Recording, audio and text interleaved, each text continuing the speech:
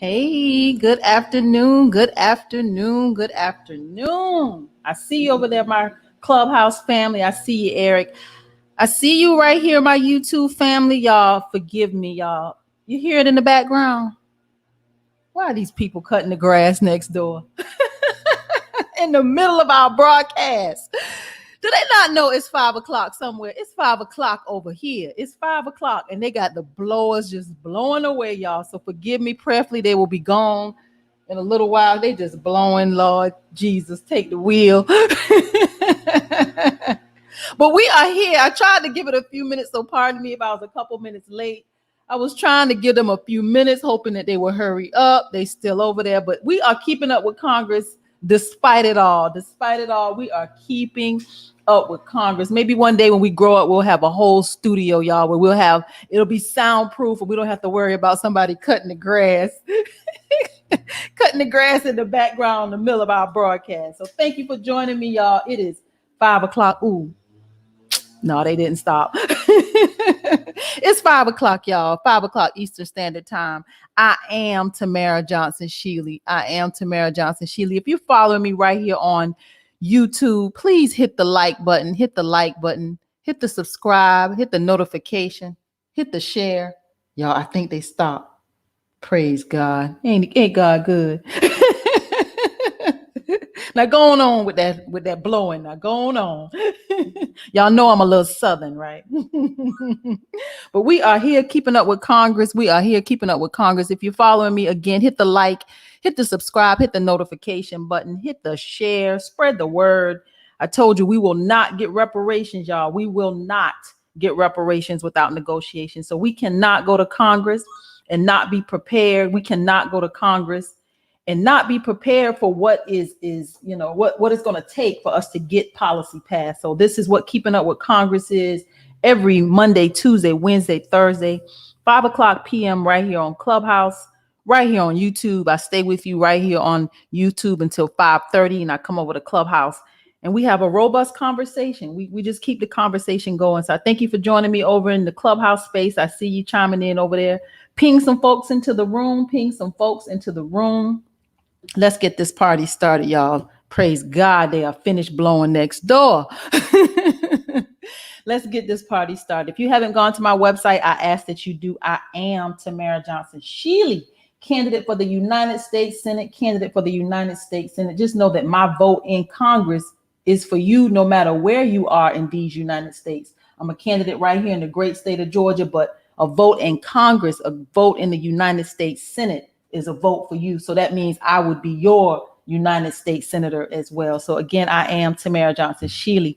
You know, I like to bring you some reparations information. I like to stay abreast of what's happening in reparations news. Found an article about the city of Asheville. You know, we've been following the city of Evanston over in Illinois. We've been following Asheville, North Carolina. We've been following Amherst, Massachusetts. We followed Oregon and New Jersey and New York. These have been places and spaces where reparations bills have been introduced. Of course, here in Georgia, we've introduced HB 541.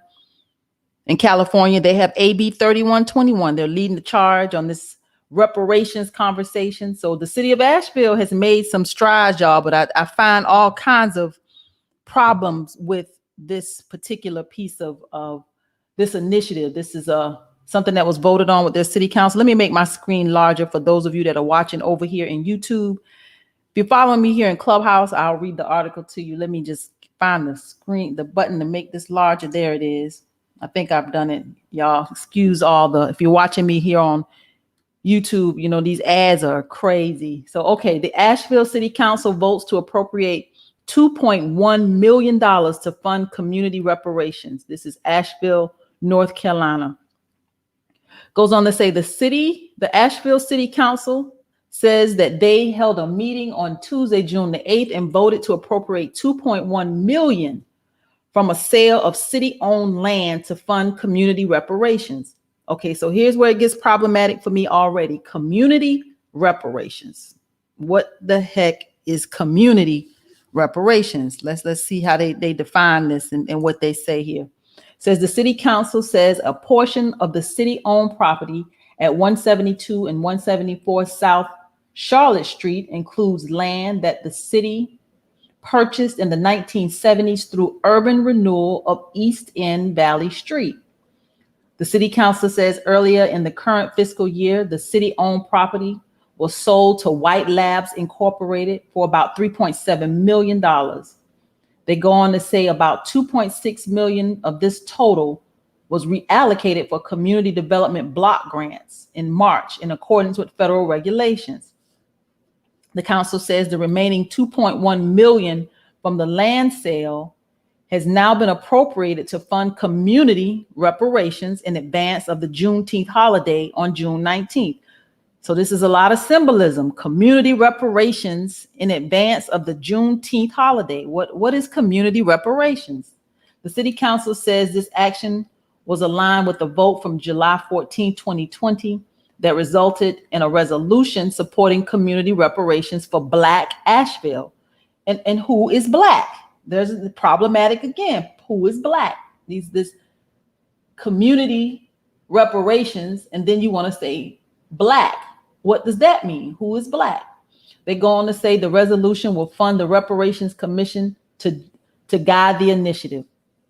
It has also mentioned it is anticipated that $200,000 will fund the Community Reparations Commission's planning and community engagement process, leaving about $1.9 million in initial funding for reparations. Y'all, this is problematic all the way around. We don't know what this is.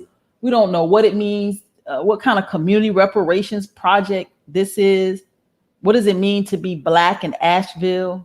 Does that mean you get reparations, y'all? This is it's quite problematic.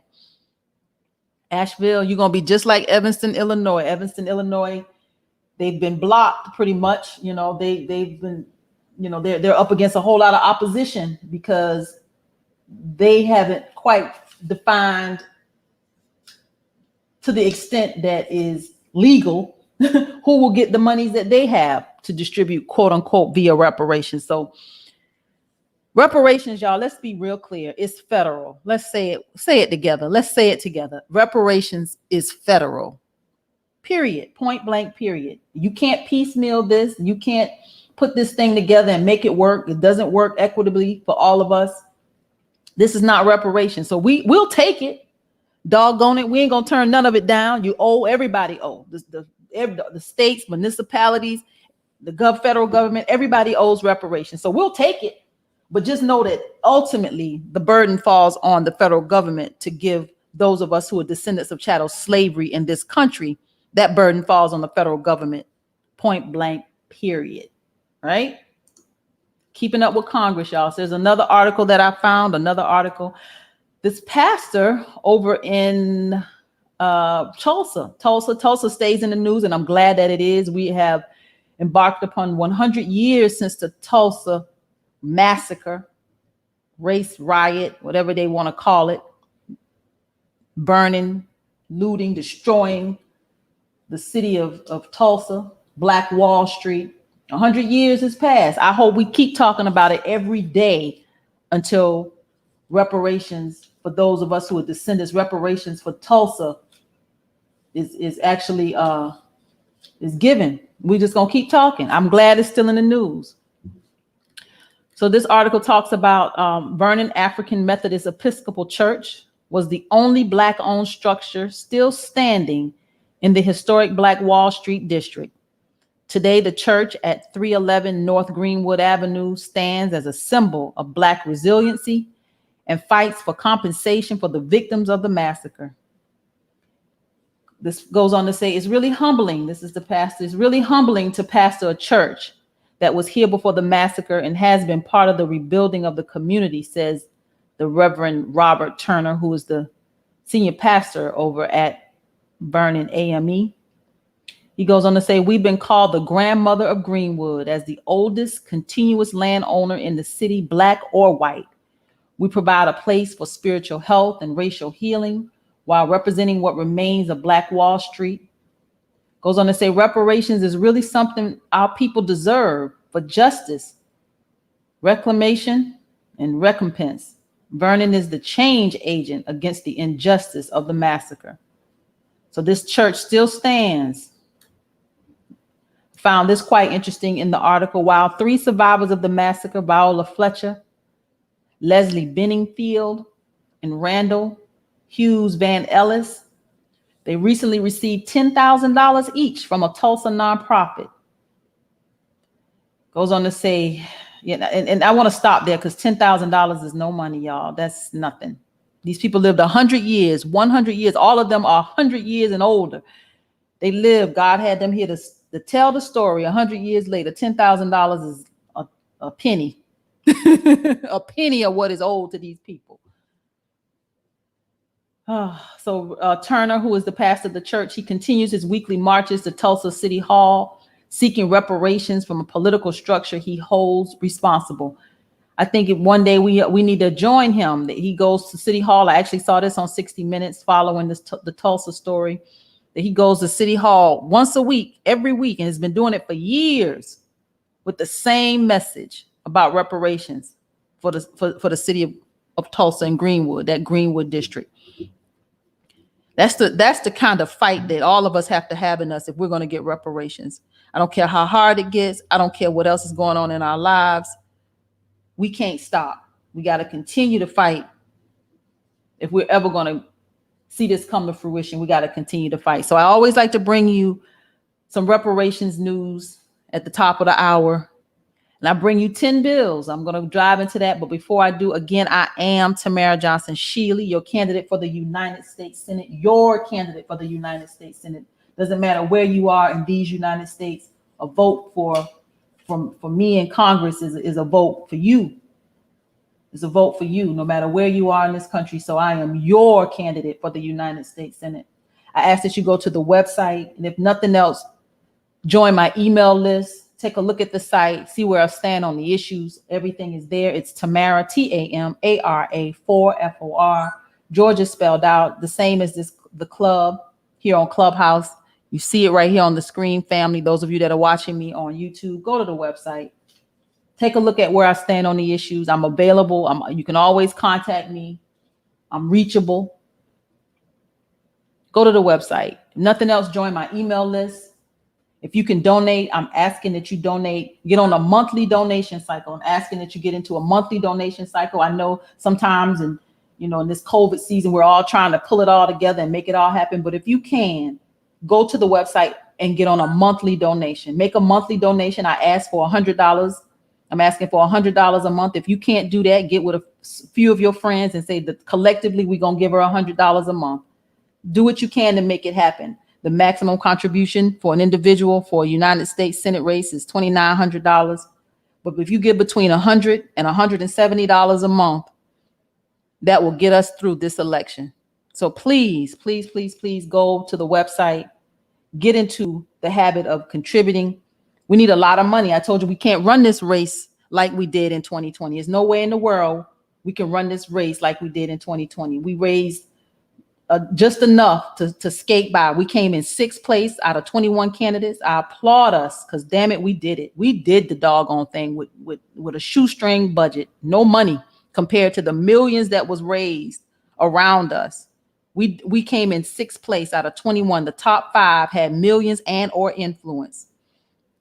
So we did it, but we can't play this time. Not that we were playing the first time, but we got to be real serious. Thus far, this is a legitimate primary. That means that we are going toe to toe with the current sitting Senator Reverend Raphael Warnock, who stands in the pulpit of Dr. King with no specific black agenda, just showing up, wearing that Ebenezer cape, standing in the pulpit of Dr. King as if he gonna save us with no policy, none. No, nothing specific. He didn't go there and say, this is what I'm going to do for black people. He didn't. And we sent him there. Just like we sent Joe Biden there and Kamala Harris there. And pay attention to what's happening in the news. I'm a Democrat. Get it right. I'm a Democrat, but I'm very independent in my thinking. That means I will reach across the aisle, and I intend on working with Republicans to get what we need. I'm not going to Washington to play pity pat with the Democrats. I say I'm bilingual. I speak Democrat and Republican. I'm not playing, y'all. And let's not play with this. This is my last rodeo. For those of you that don't know, now this is my 5th run for office. I ran in 2014, 2016, 2018, 2020, and now this is 2022. 5 races consecutively. You can't tell me that I ain't about it, because I am. I've proven it. Anybody that keep taking these lickings and keep on ticking, I ask you to go to the website today. I've been asking for 2 weeks straight, and not one person, I'm gonna be honest, not one person so far has made a monthly contribution yet. Now, how many days have I been on Clubhouse? How many days have y'all seen me right here on YouTube? How often, how consistent have I been? Have I not proven it? Have I not shown you that I'm committed? I need you to make the same commitment that I'm making. I'm asking you today to go to the website, make a monthly contribution, put yourself on a schedule. If you can't do $100 a month, get some of your friends and make it happen. $100 to $170, $170 max for an individual contributor, $170. Do what you can. If you can't make that $2,900 individual contribution right away, do what you can. But I've been asking for the last 2 weeks, ever since we filed. When did we file? We filed on the 11th of May. And I've been asking ever since. Not one person yet has made a monthly contribution to this campaign. Not one person. But we show up. We show up and we here. I see you in Clubhouse, family. I love you, but I'm speaking to y'all now. We can't keep talking. I can't keep talking. I will, but y'all got to do, you got to show up and make this happen. I cannot do this by myself. So I'm here. I'm gonna get off my soapbox. Let's dive into keeping up with Congress. Senate Bill 436. Senate Bill 436 is the American Broadband Build-Out Act of 2021. The American Broadband Build-Out Act of 2021. This is Senator Collins, Susan Collins. She's a Republican out of the state of Maine.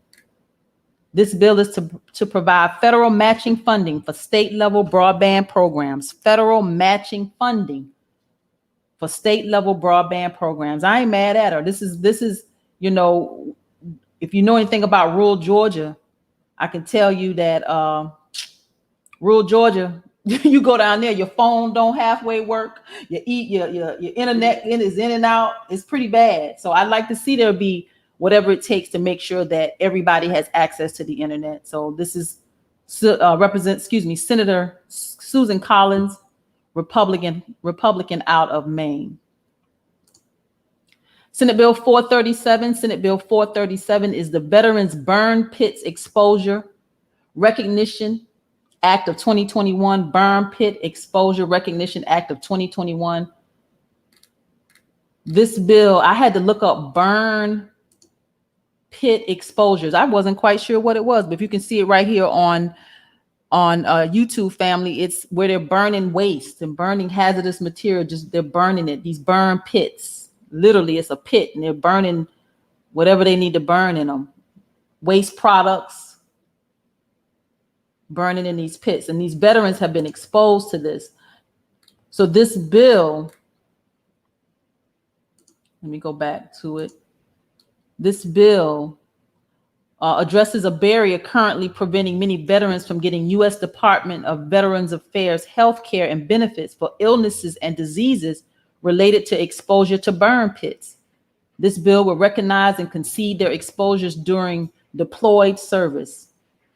So yeah, they've been exposed, and they don't want this to be another Agent Orange. Senator Sullivan says, we know that exposure to burn pits can add serious complications to a veteran's health, even years and decades after their service. With this legislation, Senator Manchin and I are trying to be proactive and ready to take care of our veterans so we don't have a repeat of the tragic, prolonged delay in relief experienced by many of our Vietnam era veterans exposed to Agent Orange. They don't want this to be another Agent Orange. It says our bill does away with the unreasonable presumption and burden on the veteran to prove that they were exposed to burn pits while serving at an installation where they were in use. So they don't want this to be another Agent Orange, and we don't want it to be either. So this is Senator Sullivan. Senator Sullivan is a Republican out of Alaska. a Republican out of Alaska. I told you we're going to have to negotiate to get reparations. We will not get reparations without negotiations. This would be something I would put my name on. So this is, one hand washes the other. We want to take care of our veterans. I know someone that was exposed and actually passed away from with Agent Orange and back in the Vietnam era. So yeah, we don't want to see this again. So this is Senate Bill 437, introduced by a Republican out of Alaska. I would put my name on it. Let's see what he would do for us if he would put his name on reparations. That would be a conversation that we would have to have. This is how we're going to negotiate and play politics when we get to Washington, y'all. Senate Bill 438. Wait a minute. Did I skip it, y'all? Let me see here. 1 second. Let me go back. Uh-oh. We're missing one, y'all. Senate Bill 438. I'm sorry. But we're going to go into Senate Bill 439. I'll have to bring you back 438, y'all. Let me put that on my list. My apologies. Moving too fast today. Senate Bill 439, Coronavirus Medicaid Response Act. It's the Coronavirus Medicaid Response Act. Senator Casey, Robert Casey, Democrat out of Pennsylvania. Thank you for joining me again here on YouTube and Clubhouse. Clubhouse family, I'll be with you in about 7 more minutes. 439, Senate Bill 439. This bill increases the Medicaid federal matching rate, also known as the Federal Medical Assistance Percentage, the FMAP, for states and U.S. territories that experience economic downturns. Example, high unemployment beginning on or after January 1, 2020, in accordance with specified requirements and limitations. This is the Coronavirus Medicaid Response Act. They want to increase the medical federal matching rate. Senate Bill 439, Robert Casey, Democrat out of Pennsylvania. Senate Bill 440. Senate Bill 440 is the Continued Funding for Senior Services during COVID-19 Act. This is Robert Casey again, Senator Robert Casey, Democrat out of Pennsylvania. This bill provides additional funding for fiscal year 2021 to the Administration for Community Living for social services and programs for individuals aged 60 years or older, including to mitigate and prevent COVID-19 coronavirus disease of 2019. So this is the continued funding for senior services during COVID-19. They're going to make sure that the seniors continue to have what they need. Senate Bill 440, Senate Bill 440. Senate Bill 441, Senate Bill 441 is the Sturdy Act, Sturdy, S-T-U-R-D-Y, Sturdy Act. Thought this was interesting. Robert Casey, Senator Robert Casey, again, Democrat out of Pennsylvania. This bill requires the Consumer Protection Safety Commission to revise the safety standards for freestanding clothing storage units, such as dressers, bureaus, or chest of drawers. Such standards must include specified testing related to tip overs and new warning requirements for all such products entering the U.S. market. So this, when we see bills like this, y'all, Senate Bill 441, it just shows you that something is, your chest of drawer, your bureau, your dresser. This is legislation specific to furniture. So the air we breathe, the water we drink, reparations, everything we touch, the clothes you wear, everything is political. So there's no way to escape politics, y'all. There's no way. It's in everything. And we've been playing the wrong damn game. I mean, I appreciate, we had to march in the street. We had to do what we need to do to get the attention that we need. But y'all, this is the game right here. This is where everything happens. Everything happens.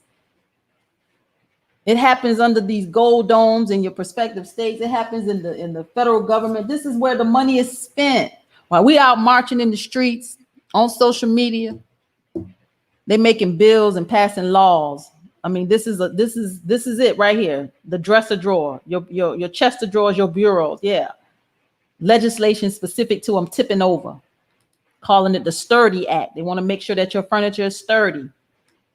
That's furniture that's entering the United States. Senate Bill 442, another example. This is the Bulb Replacement Improving Government with High Efficiency Technology Act. The Bulb Replacement Improving Government with High Efficiency Technology Act. These are the damn light bulbs. Did we just not go from the chest of drawers, the bureaus, and the dressers to the light bulbs? The light bulbs, y'all, the light bulbs. This is Senator Peters, Gary Peters, Democrat out of Michigan. This bill expands requirements relating to the procurement and use of high energy efficient lighting in federal buildings. The light bulbs, y'all. We went from the dressers to the light bulbs. This is the money. Everything is political. Senate Bill 442. Senate Bill 443, the Disclose Act of 2021. We got about two more bills. Disclose Act of 2021. Senator Whitehouse, Sheldon Whitehouse, Democrat out of Rhode Island. The Disclose Act. The Disclose Act legislation is legislation to combat the flood of anonymous special interest spending in American politics. This bill would require organizations spending money in federal elections to disclose their donors, allowing the American people to see who is attempting to sway their elections and gain control over their government. Who is this? Who is Van Hollen in White House? He's a Democrat out of Rhode Island. Disclose Act. They want to know who these people are with this dark money. The Disclose Act, special interest groups coming in, flooding our political process with their money. That was Senate Bill 443, the Disclose Act. Senate Bill 444, we got about a minute and a half or so. I'm coming to the end, y'all, minute and a half. Senate Bill 444 is the Auto for Veterans Act. Auto, AUTO for Veterans Act. Now, this was something I didn't know either. See, this stuff is more interesting than we know. We just have to pay attention and keep reading it. It gets good. It gets real interesting. This is the Auto for Veterans Act. Senator Susan Collins, Republican out of Maine. I didn't know that veterans were eligible to get cars. I didn't know this. I told you there's a lot of bills that you're going to hear that deal with veterans, abortion, immigration, national security, gun legislation, and streamlining these processes. Senate Bill 444, veterans get cars. I didn't know that. This bill authorizes the Department of Veteran Affairs to provide or assist in providing an eligible veteran or service member with an additional automobile or other conveyance under the VA Automobile Allowance and Adaptive Equipment Program. Currently, a veteran or service member with a specified service-connected disability or impairment may not receive more than one automobile or other conveyance under the program. So they're going to get a second car. See, I didn't know that. See, keeping up with Congress, y'all. I didn't know they were able to get automobiles, but it seems that if they have a service-related disability or impairment, they are. And now this is saying they might need a second one. Okay. Senate Bill 444, Republican, Susan Collins out of Maine. We're at the end, y'all. Senate Bill 445. Senate Bill 445 is the Mainstreaming Addiction Treatment Act of 2021. This is Senator Margaret Hassan, Democrat out of New Hampshire. Mainstreaming Addiction Treatment Act of 2021. Y'all, I didn't know about this drug called buprenorphine, buprenorphine.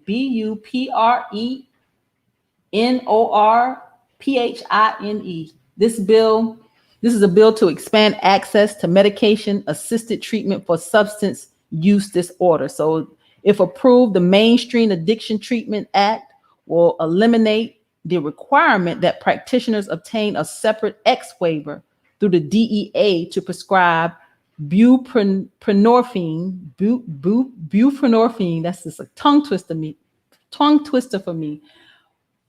For SUD treatment, which is substance use disorder treatment. This bill would also require the Secretary of HHS to develop a campaign that would educate practitioners about the change and encourage providers to integrate SUD treatment into their practices. So this is a drug, buprenorphine, phine. Buprenorphine is used for a medication assisted for substance use disorders. Y'all, this drug is an opioid. It's used to treat opioid use disorder, acute pain and chronic pain. It can be used under the tongue, in the cheek, by injection, or as a skin patch. Keeping up with Congress, y'all. I told y'all we're learning a lot. We will not get to reparations without negotiations. We got to know who the players are. We got to know the game. This is my last rodeo. I told you there's nothing else for me to run for in Georgia. I'm done. This is my last rodeo, 2022. We're going to have to do the doggone thing. So please go to the website. I am Tamara Johnson Shealy. At least go to the website. Take a look at where I stand on the issues. Join my email list. Get on your monthly donations. Get on your monthly donations. Start where you can. Do what you can. Like I said, we got work to do. We got to get to Congress. So I am Tamara Johnson Shealy. You know that I bring it to you live here on YouTube and in Clubhouse Monday, Tuesday, Wednesday, Thursday, 5 p.m. to 5:30 p.m. And then I come over to Clubhouse from 5:30 to 6, and we chop it up. We have a conversation about the issues. But if you're not on Clubhouse and you need a Clubhouse invite, reach out to me. And there's been some offers. If you go back to yesterday's broadcast, there was a young lady yesterday or Monday. It was a young lady who also has some invites for those who are looking to get on Clubhouse. I see you, my YouTube family. I'll put your comments on the screen on the way out. I thank you. I thank you for joining me, and I look forward to seeing you tomorrow. You know, I'll be back, same time, same channel.